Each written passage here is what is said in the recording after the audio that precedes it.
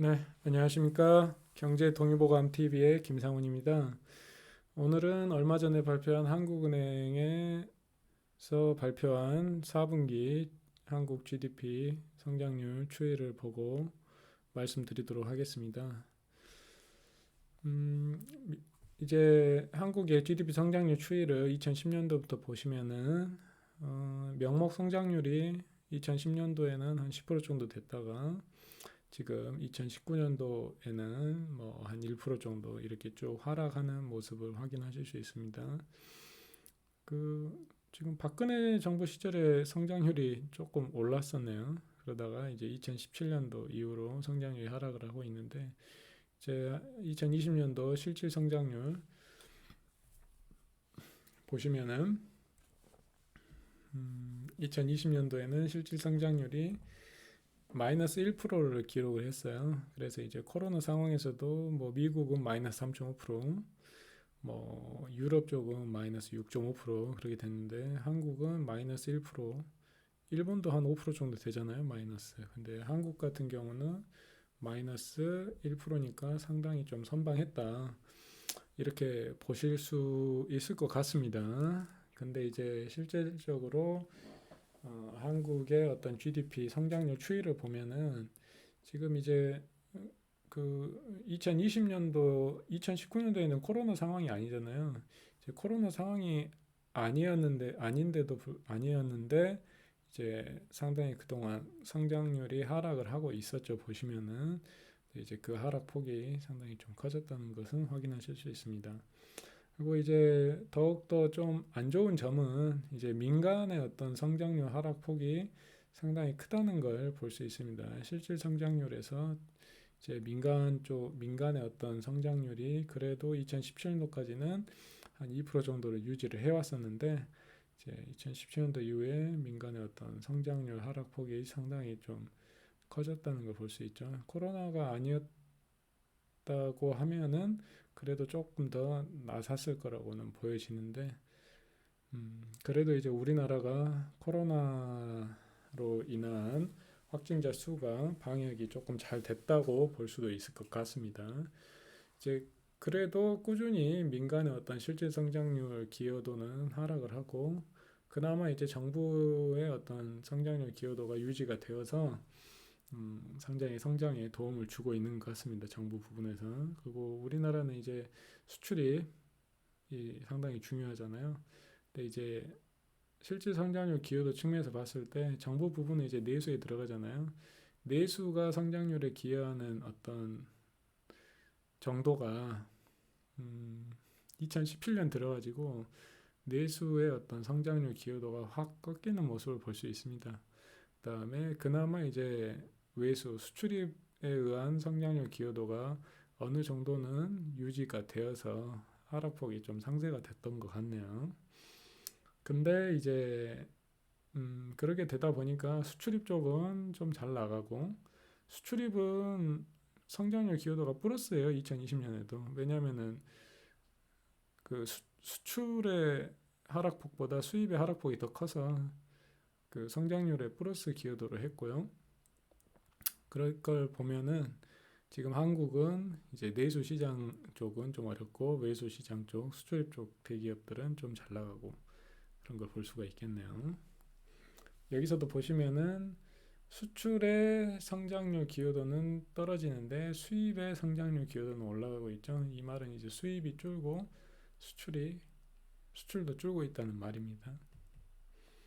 이제 실제 성장률 기여도를 보시면은 민간 소비가 2020년도 2017, 2018, 2019, 2020년도인데 민간 소비의 어떤 성장 기여도가 2020년도에 상당히 좀 마이너스가 돼버렸어요.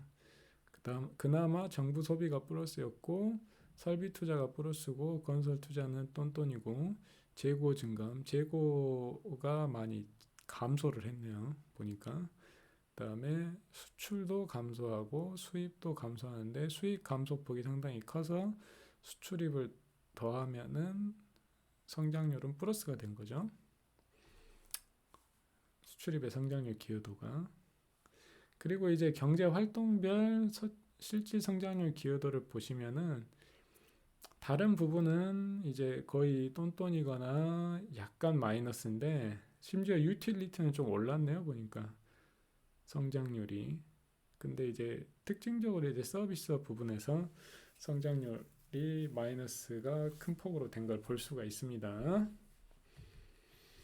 이제 분기별로 전년 전기 대비 연환산치인데 이제 한때 이제 코로나 막 터졌을 때 이제 마이너스 10 몇 프로 갔다가 3분기 때 급반등해서 6% 갔다가 조금 하락을 했네요 보니까. 이제 실질 성장률 분기별 전년 동기 이거는 이제 전기 대비 환산치고 전년 동기 대비로 봐야 되겠죠. 전년 동기 대비를 보시면은 이제 실질 성장률이 이제 2분기 때 코로나가 제일 확산돼서 확 꺾였다가 3분기 때 조금 마이너스가 하락폭이 줄었다가 4분기 때 다시 또 하락폭이 좀 늘었네요 보니까. 네, 이거를 확인하실 수 있습니다. 그리고 경제 활동별 실질 성장률 기여도를 보면은 이제 2분기 때 파란색 2분기 때 제조업이 경제 활동이 확 줄었다가 다른 경우는 또 비슷비슷한데 서비스업에서 이제 성장률 하락폭이 상당히 큰 걸 보실 수 있는데 우리나라의 어떤 내수 서비스업에서 락다운이 상당히 큰 영향을 미쳤다는 걸 확인하실 수 있겠죠. 실질 성장률 기여도를 보면은 민간 정부 이건 아까 그 좀 전에 봤던 거고 이제 한국의 국가 채무 추이를 확인을 한번 해볼게요. 이제 합계인데 이제 채무 주체별로 보면은 2008년도부터 2020년도까지 채무 증가 폭을 이제 누적 채무 잔액을 나타내는 건데 이제 채무 주체별이 정부가 있고 공기업이 있고 민간 기업이 있고 가게가 있고 금융법인이 있고 이제는 뭐 은행이나 증권사 같은 금융회사가 있고 해외에서 차입한 그런 부분이 있죠. 근데 이제 금융 쪽은 이제 돈을 빌려서 다시 또 그 돈을 또 다른 부분에 대출을 해주는 거니까 단순한 금융 중개 기능으로 볼 수가 있거든요. 그래서 요거는 빼고 국가 채무를 계산할 수도 있습니다. 근데 이제 금융법인의 채무까지 포함을 시키면은 우리나라도 이제 채무 증가가 꾸준하게 이루어지고 있다. 이렇게 볼 수가 있고 채무 증가폭 매년 채무 증가폭을 보면은 매년 한 200조 원 가량 꾸준히 증가를 하고 있죠.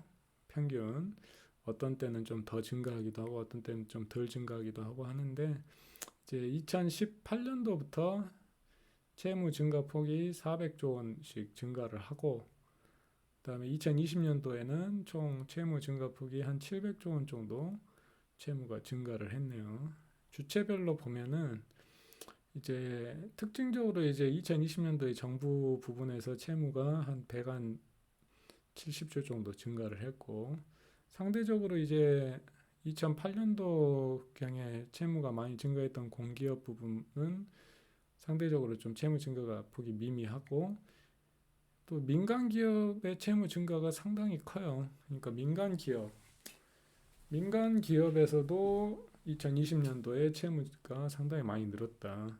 채무 증가폭이 들쭉날쭉하지만은 지금 몇 년 전부터 이제 채무 증가폭이 상당히 가팔라졌죠. 그리고 가계 부분도 채무가 또 증가했다가 좀 줄었다가 올해 채무가 상당히 많이 증가를 했고 금융법인도 많이 증가했고 이제 채무 증가 속도를 보면은 이제 민간 기업도 한 2천조 원, 가계도 한 2천조 원 되는데 이제 상당히 좀 채무 증가 속도가 좀 빠르다고 느껴지기는 합니다.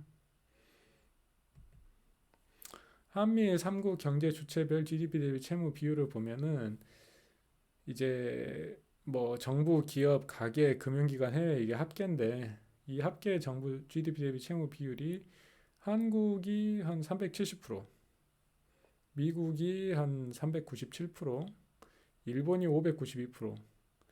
그러니까 일본이 좀 되게 상대적으로 너무 높다고 보여져요, 보면은.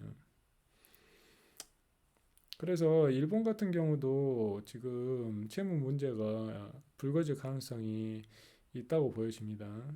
각국별로 어디 부분이 취약한가를 보면은 한국은 기업이 GDP 대비 116%, 가계가 103%여가지고 기업과 가계가 민간 부분이 채무를 많이 갖고 있고, 미국 같은 경우는 정부 부분이 130%, 뭐 기타 다른 부분보다도 정부 부분에서 채무 비율이 상당히 높고 미국이, 그다음에 일본은 정부 부분이 238%예요. 뭐 엄청나죠 지금 정부가 갖고 있는 채무가. 그다음에 기업도 113%, 그다음에 가계는 특징적으로 30%밖에 안 되네요. 그러니까 일본은 가계 채무가 다른 데에 비해서 좀 극단적으로 낮아요. 그리고 금융기관, 일본의 금융기관이 182%. 그러니까 일본은 주된 채무를 지금 정부, 그 다음에 일본 금융기관, 그 다음에 일본 기업. 그래서 일본은 정부하고 금융기관이 채무가 많고, 미국은 정부가 채무가 많고, 한국은 기업과 가계 부분이 GDP 대비 채무 비율이 높다는 걸 확인할 수가 있습니다. 네, 이상으로 한국의 간단하게 2020년도 4분기 경제 상황을 알아봤습니다. 구독과 좋아요 부탁드립니다.